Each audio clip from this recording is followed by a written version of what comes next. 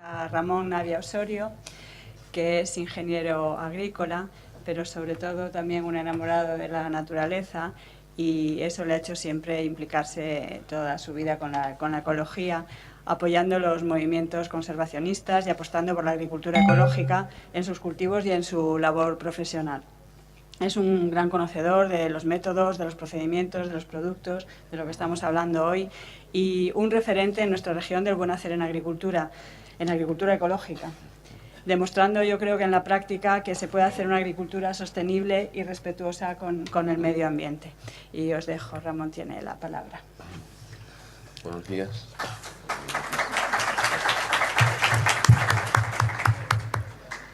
Bien, bueno, vamos a hablar del caso de herbicidas, ¿vale? Los herbicidas pues los fabrican multinacionales, ellas tienen prácticamente grandes empresas químicas y ellas pues digamos tienen una forma digamos de influir en la agricultura o en crear modelos.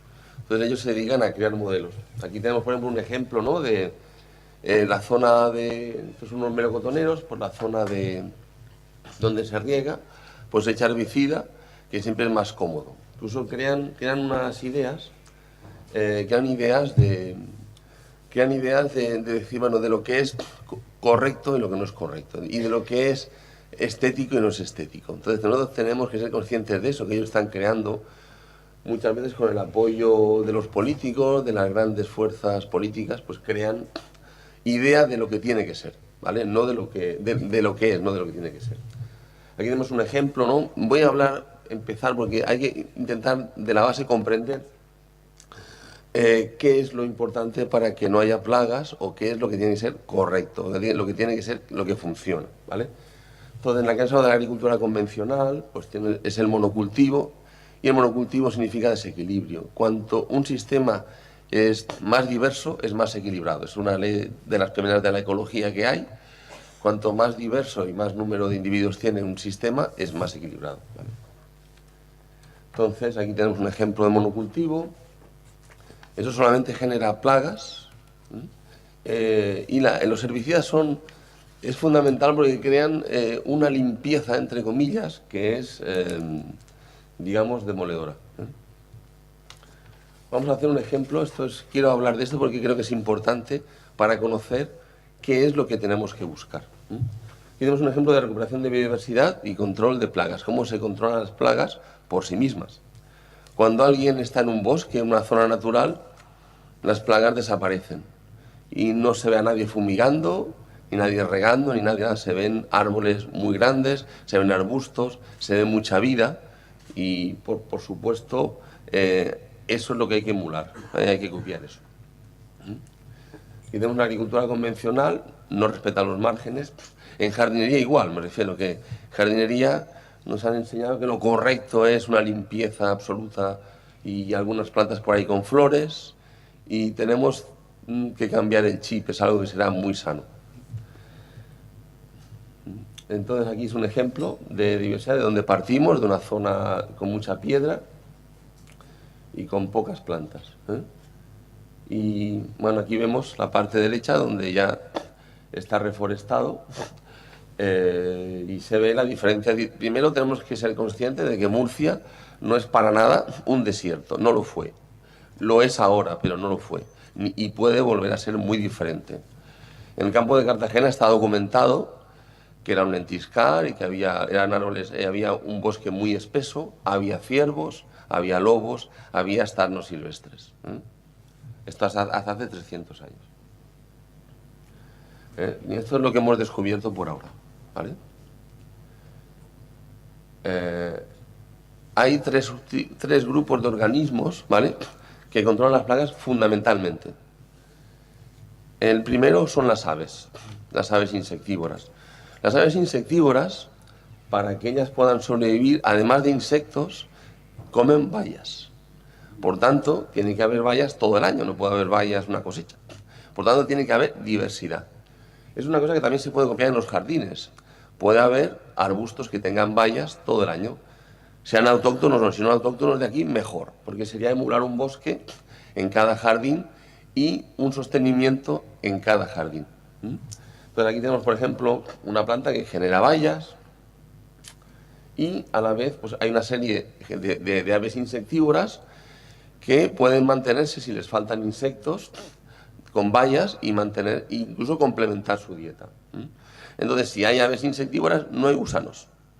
No hay gusanos. Aquí tenemos unos ejemplos.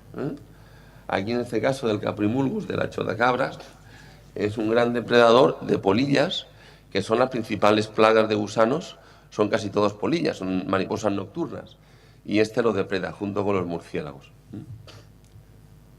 Aquí tenemos, por ejemplo, el pito real, por ejemplo, el del Picus viridis, que si hubiera más de eso, pues habría mucho menos picudo, por ejemplo. Vamos aquí ahora vamos a hablar de los siguientes, digamos, organismos que equilibran un sistema, que son los insectos y los ácaros depredadores, ¿vale? Los insectos y los ácaros depredadores, para tener una población alta y sostenible, necesitan que haya polen y néctar, es decir, que haya flores. Entonces, en jardinería, las flores pues deben de ir de la mano. Entonces, estaríamos hablando de cosas muy sencillas de conseguir, ¿no? Es decir, habiendo flores y habiendo bayas, no habría plagas, no habría que fumigar. Nos ahorraríamos la tontería de estar echando cosas que no sirven para nada, pudiéndose solucionarse por sí mismas. Aquí tenemos, por ejemplo, un acebuche que tiene muchísimo polen. Podría hablar de ejemplos en mi trabajo donde se han resuelto cosas simplemente, problemas apocalípticos que no se podían resolver y se han resuelto sembrando cebada, haciendo un poco de polen, pasar de 6 o 8 tratamientos con varios productos cada vez a no hacer ninguno, simplemente por introducir otra especie vegetal que complementaba el sistema. Aquí tenemos, por ejemplo, veis aquí hay 2 ácaros. Los ácaros no son realmente solo del polvo, hay muchos más, porque afortunadamente hay unos ácaros que son depredadores y que son muy interesantes. Estos, que yo sepa, no producen alergias ni nada.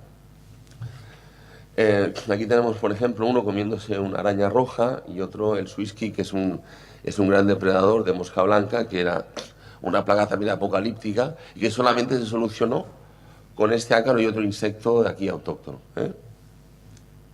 que se llamaba el Mocerus mundus. Mundus no es por el mundo, sino era por el río Mundo donde se descubrió esa gran avispa. Aquí tenemos, ¿veis? Pues tenemos californicos, Cryptolemus, que son insectos que necesitan también polen. Incluso en la Universidad de Valencia, una vez Bayer invitó y tal, y hablando, tenía un producto para unas ciertas cochinillas que no podía controlar, entonces empezó a hablar de auxiliares. Concretamente vinieron de la Universidad de Valencia a corroborar que había un gran parásito de una cochinilla muy difícil de controlar, que era el cotonet. Es un parásito, entonces el parásito una avispa se dedica a volar, una avispa pequeñita, que vuela, entonces pone un huevo debajo de la plaga y ese huevo se come la plaga, ¿no? Entonces, si había polen, pues esa avispa vivía 30 días. Y si no había polen ni néctar, pues vivía 1 y medio. Es decir, que era 15 veces más efectivo un auxiliar habiendo flores. Quiere decir que es muy importante ese concepto, que haya flores y que haya bayas. Aquí tenemos más ejemplos, ¿no? De auxiliares. Y bueno, y luego también hablar de que tiene que haber zonas un poco amplias para que las aves puedan nidificar y puedan subir las poblaciones o mantenerse de reservorios.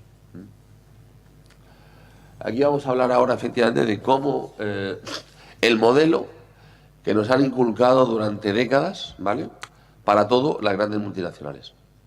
Aquí tenemos un ejemplo, ¿no?, de cómo tiene que ser un campo, ¿vale? Aquí tenemos, ¿veis?, pues un ejemplo de cómo estaba el campo, y fijaros que cada día está más limpio y más muerto, ¿vale? Ese es el modelo que tenemos. Recuerdo ya alguna charla, incluso me acuerdo de Dupont, tenía entonces herbicidas residuales muy potentes, que lo ideal era solamente los árboles y un suelo que tenía unas grietas de 4 o 5 centímetros sin absolutamente nada, ¿no? Y ese es el modelo que nos han inculcado a todos, los agricultores especialmente, y ese modelo está en casi todos los aspectos de la vida, en todos los aspectos de la agricultura. Y eso es, simplemente hay que cuestionárselo, porque realmente no está funcionando. Tenemos ahora mismo problemas muy serios de ciertas plagas que simplemente en la agricultura ecológica, por haber algo de hierba, no se dan. Por ejemplo, la araña roja y el piojo blanco, por ejemplo, del limón, que son plagas muy difíciles de controlar en la agricultura convencional, pues simplemente, habiendo algo de hierba, pues resulta que ya hay ácaros depredadores y la araña simplemente, los ácaros ni existen como plaga. Y el piojo rojo, pues simplemente habiendo algo de polen, el depredador natural del piojo blanco, del limón, que es increíblemente efectivo, habiendo algo de polen, simplemente desaparece. No hay que tratarlo. Y es las dos plagas más importantes, en este caso, el piojo blanco del limón y la araña de los cítricos, incluido el limón. Entonces, y eso es gracias a esa limpieza, a esa exquisitez de todo tan limpio como si fuera, me refiero a un cuarto de baño de una casa. Aquí tenemos un ejemplo, ¿no? También de, bueno, pues esto es lo perfecto, ¿no? Todo se muere menos el cultivo. Si las cosas se mueren es por algo, ¿eh? Es por algo. No, el matar algo así tiene su coste. La mayoría de las plantas que resisten un herbicida lo resisten porque lo acumulan y lo guardan y luego nos lo comemos nosotros, como pasa, por ejemplo, en el caso del glifosato. Lo que hacen es guardarlo en vacuolas, tanto el maíz como la soja, y luego se lo come el ganado y luego nosotros, ¿eh? En fin, que cualquier residuo que aplicas va a ir a parar a nosotros. Somos los que estamos en lo alto de la cadena y todo eso nos afecta. Así. Luego también la idea, por ejemplo, la idea llega a todos los sitios, ¿no? No veo mucha alarma cuando ves unas autopistas, unas carreteras, todo tan quemado. Me refiero, esto está realmente quemado. A la vez vemos descansos de autovías donde no hay nada, no se planta nada.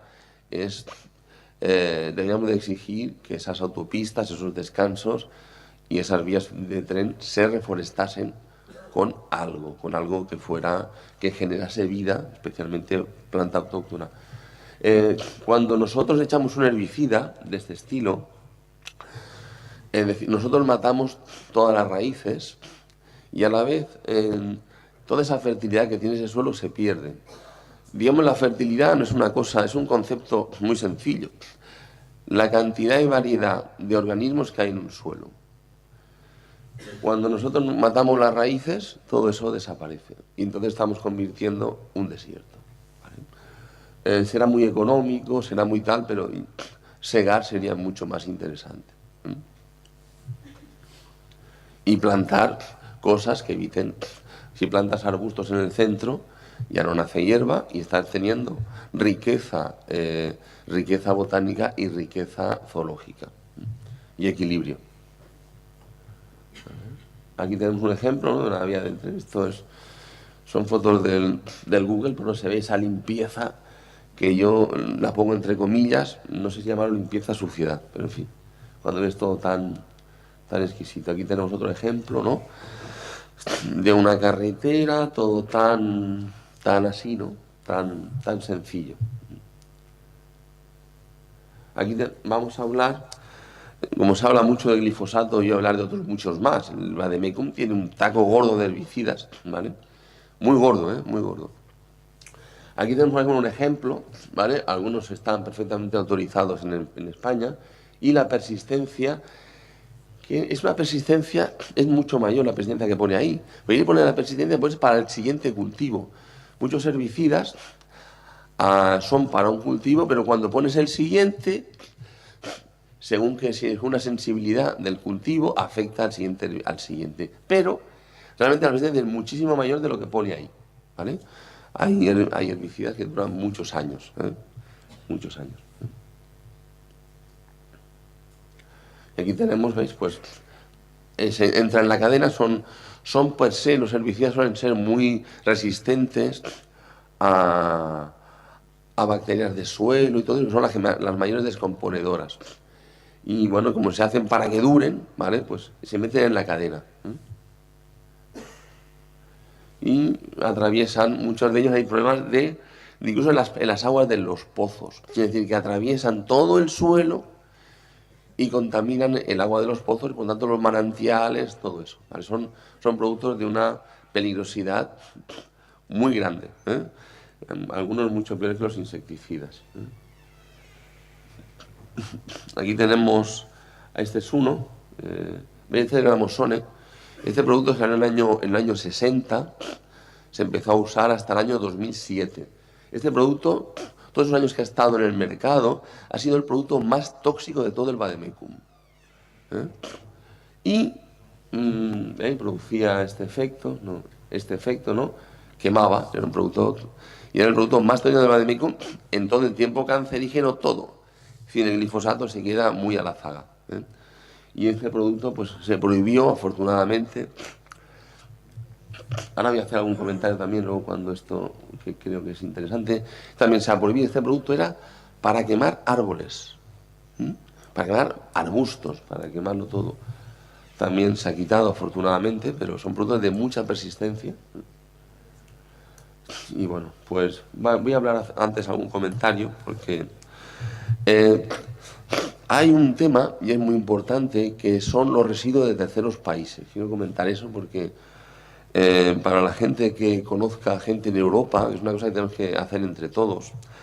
Tenemos, por ejemplo, el DDT, que es muy famoso, se prohibió en los años 70, a finales de los 70, inexplicablemente sigue en la cadena, y es porque para el café, té y cacao sigue habiendo una tolerancia de 1 parte por millón, nada menos.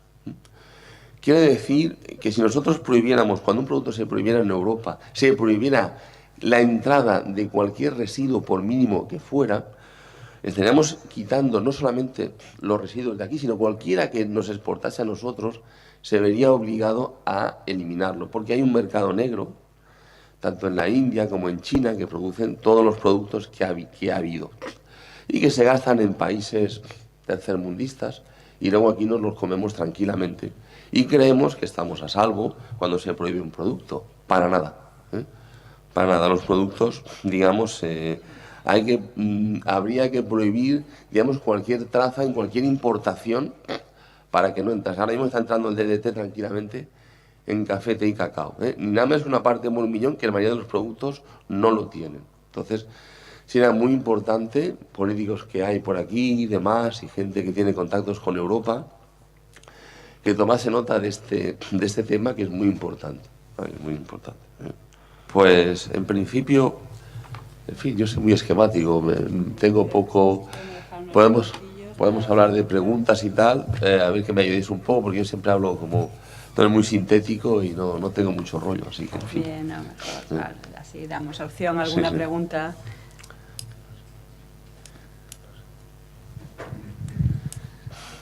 Sí, mira, yo ahí. En realidad era una pregunta, solo quería comentar, bueno, vengo de IFEA de Torre Pacheco, estudiamos el ciclo formativo de grado medio de agrónomo, y bueno, solo comentar que, no sé si lo comentarán más tarde, pero creo que es importante hacer un poco de hincapié en que el no uso de herbicidas, aparte de equilibrar el ecosistema solo, ¿no?, que se autoequilibra, también como consecuencia tiene que al no usar productos o reducir la mano de obra, implica una reducción económica en las arcas de cualquier ayuntamiento o de cualquier estado, ¿no? Y creo que a nivel industrial, ¿no?, también es interesante. Quiero decir que los intereses que hay para que desaparezca o no, realmente a nivel político puede interesar mucho que, pues eso, que haya una mayor diversidad, sostenibilidad al final. Efectivamente, todo lo que sea equilibrar un territorio y luego además genera más mano de obra, ¿vale? Todo eso es interesante, ¿eh? Genera. Y luego también cambian sobre todo los conceptos de limpieza. Hay muchos agricultores que se sienten muy mal cuando ven en un margen hacer hierba. Les parece que es indigno de ellos, ¿no? Parece que. Entonces, Y eso es algo que hay que cambiar también, ¿vale? El hecho de tener un territorio, un ayuntamiento, pues digamos más verde, pues no es necesariamente es peor. Y a la vez pues genera el manejo de la hierba se puede hacer de otra manera. Hay muchas formas de controlar la hierba. Nos han enseñado que esto es lo más fácil, ¿me entiendes? Tú echas lo otro lo matas todo y ya está. Incluso por parte de la comunidad autónoma hay un escrito de esta primavera que es pura poesía, ¿no? Mandada a todos los ayuntamientos diciendo que el glifosato sí estaba permitido y que el vinagre estaba prohibido. En fin, eso es la comunidad autónoma, de la región de Murcia. Me refiero que es una vergüenza. ¿Hasta dónde puede llegar la intromisión de multinacionales y los políticos de turno? ¿Vale? Es una verdadera vergüenza que se recomienda a los ayuntamientos el gastar glifosato y que el vinagre digan que está prohibido. Yo me lo creeré el día que vea a toda la cúpula tomándose ensaladas con glifosato.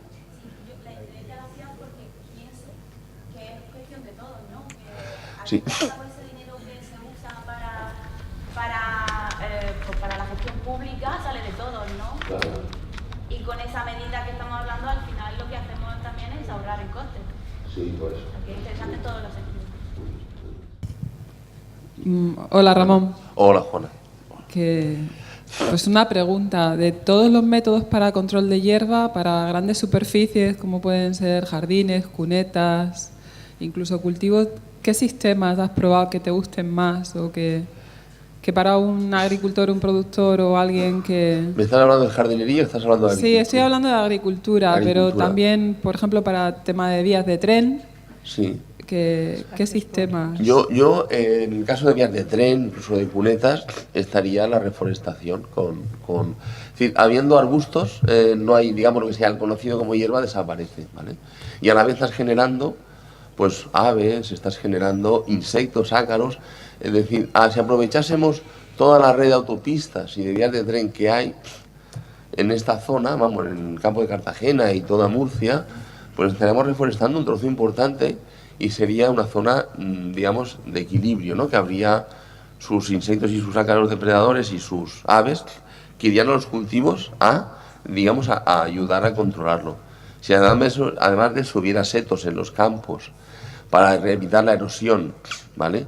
A título, por ejemplo, de información, en la zona de San Cayetano, en el trasvase, con la última lluvia que hubo, la lluvia importante que hubo en diciembre, que no fue una riada, fue una lluvia persistente, hubo que sacar 120 camiones de tierra del trasvase de erosión, más toda la que siguió para adelante. Entonces necesitamos reforestar en márgenes, en bordes, para eso. Ya siguiendo con tu pregunta respecto a la hierba, ¿vale? Pues hay hoy día hay plásticos muy biodegradables, ¿vale? Incluso algunos son orgánicos. Se puede avinar, ¿vale? Si hay que quitar alguna hierba, se puede quitar a mano también, ¿vale? Yo no veo, yo estoy cultivando en ecológico, no es un gran problema. Es un capítulo un poco más costoso, ¿vale? A veces no, pero que se puede usar. Hay en otro tipo de cultivos, como pueda ser de semilla, como pueden ser unas zanahorias, o pueda ser un rábano. Hay máquinas de calor, ¿sabes?, de propano, que te queman la hierba. Está el vinagre, que no sé por qué no está autorizado. Bueno, sí sé por qué, porque no les interesa según quién. Pero un vinagre, digamos, pues que controla. No le veo ningún problema, lo estamos echando en la ensalada, ¿entiendes? Pues porque eso está prohibido y el glifosato no, y otros muchos herbicidas, ¿entiendes? Pero simplemente es cambiar el chip. De hecho, llevamos en agricultura, digamos, en los últimos 20-25 años, siempre se han ido quitando cosas porque ya han sido insostenibles su toxicidad, y realmente los rendimientos han subido, no han bajado, han subido. Y yo he ido cientos de veces, no vamos a poder cultivar. Y hemos visto que sí, que no hay ningún problema, al contrario, se cultiva de forma más limpia. Gracias. Hay una más por ahí y si somos ya breves porque ahora ya vamos con un poquito de retraso. ¿Qué otra más por ahí? Hola. Con el vinagre, mandó la Consejería de Agricultura una circular en abril de este año en la cual explicaba, es una situación kafkiana porque según la EFSA, la Autoridad Europea, se puede utilizar como bactericida y fungicida, pero no se puede utilizar como herbicida. Sí. Es una cosa un poco... Sí. Entonces, la legislación cada vez más complicada, más compleja sobre la autorización de productos, y las grandes empresas pueden ahí intervenir, pueden manejar, son un lobby muy importante. E intervienen, pueden y lo hacen. Las pequeñas empresas o las alternativas que hay, pues tienen un camino difícil porque siempre hay alguna agencia o algo que dice no, ¿cómo no se puede? Si sirve para bactericida, ¿por qué no va a servir como herbicida, no? Si la aplicación es la misma. También se utiliza para bajar el pH, la agricultura ecológica está autorizada para bajar el pH de los caldos. Es absurdo, es absurdo. Pero bueno, esto es porque nosotros tenemos que rebelarnos. Esto simplemente es inaceptable que una comunidad mande a los ayuntamientos una cosa semejante. Esto es para levantarse y decir, mira, os vais a la calle, os echamos. Eso es impresentable. Eso no se puede consentir. Sí, hay una palabra más aquí y con esto vamos a ir terminando. ¿Dónde es? Aquí delante. Gracias. Buenos días. Bueno, primero de todo, la verdad que estoy impresionada por el contenido, la calidad de los ponentes que no conocía. Y bueno, realmente yo creo que vamos a salir seguramente todos con un empuje, con un énfasis para querer llevar a cada punto de interés, a cada lugar en el que se actúa realmente y a donde los puntos de contacto con los cultivadores, con los jardineros, con los ciudadanos. Y entonces, bueno, quería quizá aprovechar para pedir a la organización, si es posible, potenciar un poquito el networking entre las personas que estamos aquí, ponernos en contacto, porque poner en contacto a las personas y a las organizaciones que han venido aquí a contar estas cosas tan interesantes para trasladar lo que se está hablando aquí, lo que estamos todos pensando de acuerdo cómo transformar el mundo, trasladarlo a los agricultores, trasladarlo a los jardineros, romper con ese modelo que hablaba de que han implantado. Yo me acuerdo cuando estaba haciendo la carrera de agrícolas hace unos cuantos años ya, y nos ponían esas fotos de esos monocultivos, de esos árboles entre bolillos, todo limpico, que yo no entiendo que eso tampoco sea limpio, más que limpio es pobre. Sí. Y trasladar también, me parece súper importante, a los ayuntamientos, porque al final es la manera, entiendo, de hacer política. Yo hace también años participé en un ayuntamiento y considero que es la manera más en la tierra, más en el terreno, de hacer política, de cambiar el lugar en el que vivimos y trasladarlo también a entidades más elevadas, ya hablamos a nivel regional, a nivel nacional, a nivel europeo. Cuando hablabas del tema de, vale, hemos prohibido hace un montón de años el DDT en Europa, y nos comemos el cacao y nos comemos el café.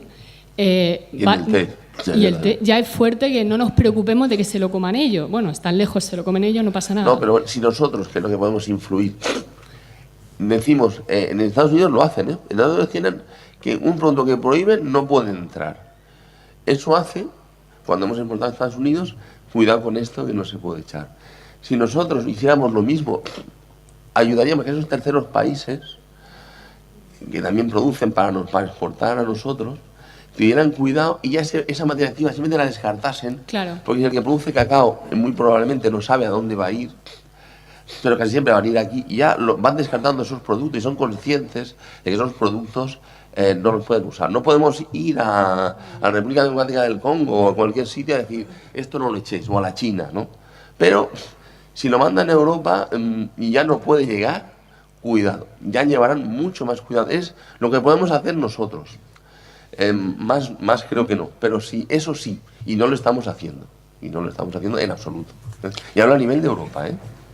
Correcto. Pues Entonces, bueno, nada, muchas para terminar. gracias. Yo mi papel hoy aquí es un poco desagradable, pero es recordaros el tiempo. Agradezco mucho las palabras de la compañera y en cuanto al networking que propones, pues recordad que en los correos os hemos preguntado precisamente que si os importaría, pues lo procuraremos hacer desde aquí.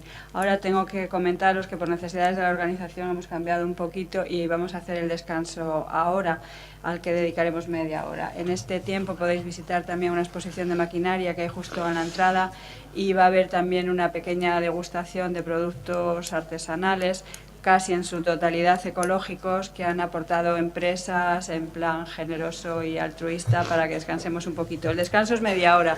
En mi reloj son ahora las 11:25, así que a las 12 menos 5 o 12 menos 10, si queremos recuperar un poco el retraso, estamos aquí de vuelta. Muchísimas gracias.